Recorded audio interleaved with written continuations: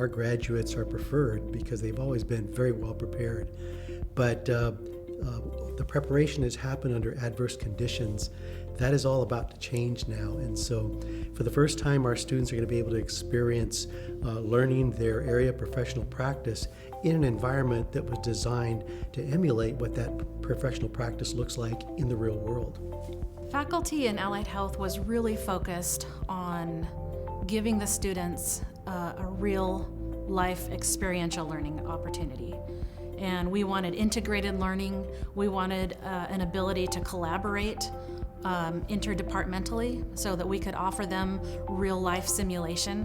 When you have those people that are very visual, hands-on learners, you take what you've learned in the book, and now being here in this facility, you're going to be able to apply it that much more. When you think about what was on this footprint just a few short years ago and what is here today, it's a marvelous transformation. The technology and the facilities are current and they're state-of-the-art, and the students will be prepared for what they're actually going to see in the workplace. There's so many allied health programs running at the same time, so you're going to meet other people, I think.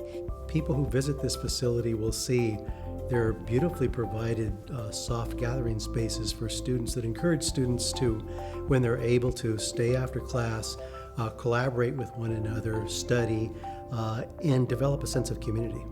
I think this facility has so many possibilities that we don't even know about yet. I think that we're going to see some collaboration across all professions. If the community can see it, I can't wait till they get to see it. I hope they get to see this.